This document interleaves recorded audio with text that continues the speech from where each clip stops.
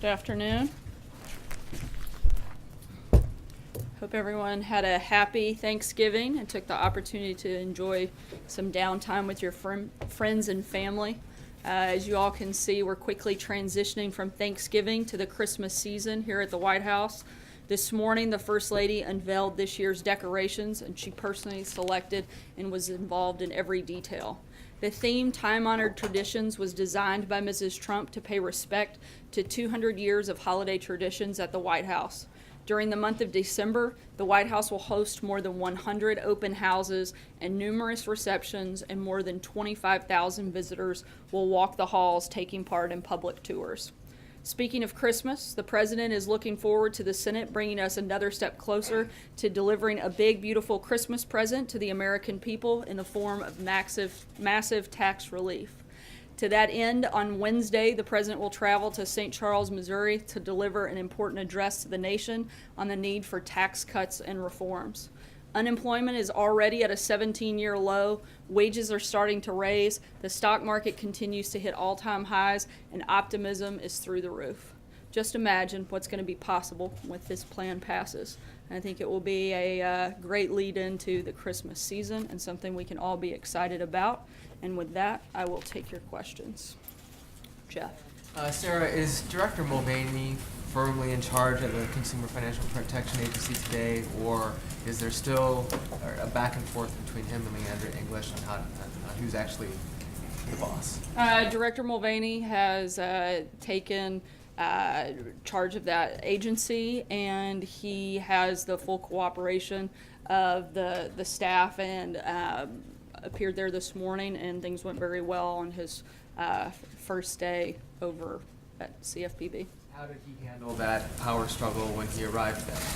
I think that the legal outline shows very clearly who is in charge of that agency, and both he and the White House, as well as the general counsel for CFPB, who was appointed by Condrey, said that he has the legal standing to be there and serve as the director, and we all agree with that, and again, feel very confident in moving forward. Cecilia? Why not just fire Leandra English? Look, she's still the deputy director and has a legal standing in that capacity, but not as the director. And do you believe, does this White House agree with Mick Mulvaney when he called this agency a joke? Look, we think that a lot of the past practices under the previous director and under the previous administration were used more to advance political ambitions and not about protecting American consumers, which is what that's supposed to be. And our goal is to make sure we get back to that. Matthew. Thanks, Sarah. Does the president still accept the authenticity of the Access Hollywood tape that he apologized for during the campaign? Look, the president addressed this. This was litigated and certainly answered during the election by the overwhelming support for the president and the fact that he's sitting here in the Oval Office today. He's made his position on that clear at that time, as have the American people in his support of him. So John he Decker. apologized for it, which would seem to acknowledge its authenticity, and that position hasn't changed? No, like I just said, the president hasn't changed his position. I think if anything that the president questions, it's the media's reporting on that accuracy. John? Thanks a lot, Sarah. Just two questions on the CFPB. The first one has to do with whether or not you would like the courts to clear up any confusion as to who is in control of the CFPB. Of course, the lawsuit has been filed. We'd like that case to be, a ruling on that case to be decided very quickly. Look, of course, we're aware that a lawsuit's been filed, but we're also aware that the law is extremely clear and that Director Mulvaney is the acting director here, as has been outlined by the counsel's office, by the Department of Justice, and as I said before, CFPB's own general counsel, which was appointed by Condrey. So I think that everybody is in full agreement that he's the director of this office. Trey? Sorry, John. Let me just jump around. How do you envision the agency operating under Director Mulvaney? Much better than it has in the past. In what way? What are the functions of the agency? Like I said, we're not going to put political ambitions as the number one priority. We're going to make sure that the consumers are actually being protected, which is what the agency was created for. Trey? Thanks, Sarah. On the Senate race in Alabama, does President Trump plan to campaign for Roy Moore? The president is not planning any trip to Alabama at this time, and frankly, his schedule doesn't permit him doing anything between now and Election Day. Over the weekend, the president weighed in about this race on Twitter. Does the president does he have plans to continue his campaign against the Democrat in Alabama, Doug Jones? Look, I'm not going to get into a back and forth from the podium. As you know, I've declined that opportunity many times. But I can tell you that the president obviously wants people who support his agenda, and certainly wants people that are looking to make America better, to improve our education system, to grow our economy, to continue to fight against ISIS, continue growing the economy. Those are the president's priorities, and he wants people in place that are going to help and support those priorities. Jonathan. Sarah, at the event that the president just did with the Navajo Code Talkers, he referred to Pocahontas being in the Senate. Why did he feel the need to say something that is offensive to many people while honoring the Navajo Code Talkers, these genuine American I think heroes? what most people find offensive is Senator Warren lying about her heritage to advance her career. Now, she said it was a Stephen. racial slur. She said it was a racial slur. What is your response to that? I think that's a ridiculous response. I'll Stephen. just follow up with that, because the president was speaking at an event to honor members of the greatest generation, people who fought in World War II, who are in their 80s and 90s now. And the moment had many people online asking whether the president lacks decency. What's your response to that notion? Look, I think the president certainly finds an extreme amount of value and respect for these individuals, which is why he brought them and invited them to come to the White House and spent time with them, recognizing them and honoring them today. So I think he is constantly showing ways to honor those individuals, and he invited them here at the White House today to meet with them and to also remind everybody about what the historic role that they played many years ago. Kristen. Why is it appropriate for the president to use a racial slur in any context? I don't believe that it is appropriate for him to make a racial slur Feel or as though anybody this else. is a racial slur, so why is it appropriate for him to use I think, that? like I said, I don't think that it is, and I don't think that was certainly not the president's intent. Does he see I think, political again, like I value said, I in- think the more offensive, the most offensive thing. and racially? I'm sorry. Does he see political value in calling people out racially? Why use that term? Look, I think that Senator Warren was very offensive when she lied about something specifically to advance her career. I don't understand why no one's asking about that question and why that isn't constantly covered. See, You commit me to on Syria. First, on Friday, the president's call with Erdogan in Turkey, where he seemingly announced to him that it was not that the U.S. is not going to continue arming the Kurds forces fighting ISIS. Do you address sort of concerns that the U.S. now seems to be backing away from its previous support of a partner in the fight against ISIS? No, look, once we started winning the campaign against ISIS, the plan and part of the process is to always wind down support for certain groups. Now that we're continuing to crush the physical caliphate, that we're in a position to stop providing military equipment to certain groups, but that doesn't mean stopping all support of those individual groups. But that was the whole purpose, was to help defeat ISIS. We're making massive progress in that front, and once that was moved forward, that was always been the plan, and that hasn't changed. And just one quickly on Syria. Is it still a policy of the United States that Assad must go, or is there a sort of more of a containment policy sort of emerging out of the White House? We don't have any changes in our position at this time. Jeff? Back to the Access Hollywood tape. You said that he made his position clear at the time. He said, at the time, he said, "I said it, I was wrong, I apologize." But you just said the media's reporting of its accuracy. So can I ask again, does the president acknowledge saying that was on the Access Hollywood tape last year? Look, I said that he'd already addressed it, and that we didn't have any updates to that. I said what he didn't like and what he found troubling were the accounts that are being reported now. But what counts are being reported now that weren't reported last year? What counts are you talking about? The ones that are current that he's questioning. Following up on Zeke's question, so what is the official policy on Assad's position? Should he stay or go? Look, as I just said, we don't have any changes into past statements that we've already made on that front. Nothing new. Blake? CFPB. Does the White House believe that Leandra English is unqualified for that position? We believe that Director Mulvaney is the right person at this time to lead that agency, and that's why he's over there. If you believe that he's the right person, I guess the follow-up then is, what does the White House or what does the President have against Leandra English in that spot?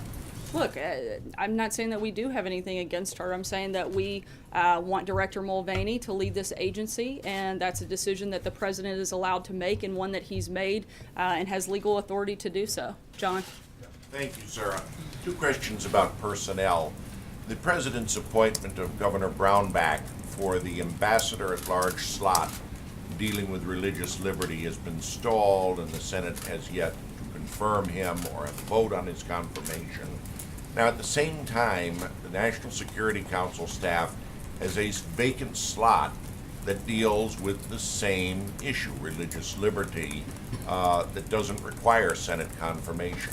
Is he going to fill that slot on the NSC? I'm not aware of any specific announcement for that position at this time, but if one happens, we'll certainly make sure you're aware of it. Now, and the other question is regarding the appointment of Director Mulvaney to a simultaneous presidential appointment. It seems a little odd because this has not been done, according to many accounts, since before World War I. We're an administration that likes to break new ground, John. Well, broke it. The last time was before World War I, when the Secretary of the Treasury was also the first chairman of the Fed. Whose idea was this, or did the President decide to give the dual positions to Director Mulvaney? Look, I think the President felt like he was the right person to lead this agency, and he made that decision. I don't think there's more to it than that. Fred? Oh, thank you, sir. On the CFPB, as far as reforms to the agency, the House has passed the Choice Act. That's still no action on that in the Senate. Is this something, does the administration see this as an opportunity to try to push congressional reforms to the agency? Look, this is Director Mulvaney's first day. We're going to let him get settled in before we start announcing new policy, but when we do, we'll certainly keep you guys posted. Anita? Sorry, I'm going to try to jump around for save time. The other day that the Dreamers, the issue of the Dreamers would not be in the spending bill. We're reaching the end of the year now, and I'm wondering what the President said that he would take this back up if Congress couldn't act. Negotiations aren't really going anywhere. What does the President propose to do? Does he see that happening in Congress in the next few weeks? Wish for a standalone bill? Are you talking about specific to, I'm sorry, I missed the first part. Dreamers? Oh, What to do about Dreamers? Look, we hope that the Democrats aren't going to put our service members abroad at risk by trying to hold the government hostage over partisan politics and attaching that to that. We've laid out what our principles on immigration are. We want to see responsible immigration reform that would include DACA, but that would also include the priorities that we've already previously laid out. Don't come up with anything? Like I just said, we hope that the Democrats are willing to actually make responsible immigration reform. We've laid out what we want, and look, the President's got a meeting with various members tomorrow, and I would imagine that will come up at that time. Leaders? Sarah, what would you say to consumers who are concerned about somebody who once called the agency that he's now ostensibly leading, Mick Mulvaney calling the agency a sick, sad joke? What would you say to consumers who are concerned about somebody like that now ostensibly leading this agency that was designed to protect them? I think that consumers should be glad that they finally have somebody in there that actually wants to fight for consumers and not fight for their own political ambitions, which we've seen in the previous leadership, and which will be a very different change under Director Mulvaney. David? Sarah, at this point, Senator Al Franken has allowed that there may be more women coming forward. He doesn't know that there are, but he said there might be more women coming forward. At what point does the President condemn him? How many women does it take? How many accusations does it take before the President says Al Franken should resign? And is he holding back because of some unresolved accusations against himself? No, I think it's, look, the President's not going to weigh in on every single matter like this. Look, every single day we've got people from the media, from Hollywood, from members of Congress that have allegations brought against them, and we think that this should go through a due process, and that's something that Senator Franken should first be the one to address, and not for the president to weigh in every single time one of these accusations comes up, but there should be a process that we go through, and we want to make sure that that's completed. You said with the Access Hollywood tape that the people have spoken, the president's president, so that's kind of been litigated. Do you think that I think the president also addressed it at the time. Do you think the fact that the president has been elected, that's all been litigated, means that the public believes the women who have accused him in the past of sexual misconduct are wrong?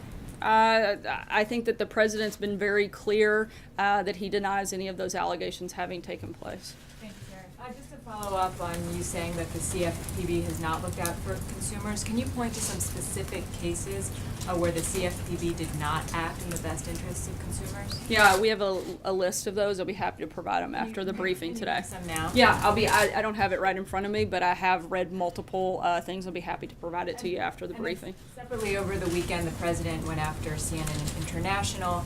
Today, he called out CNN in a tweet. In the conversations that the president has had with Rupert Murdoch, has he ever brought up CNN or talked about the AT&T Time Warner merger? Not that I'm aware of. Not that I know of. Sarah.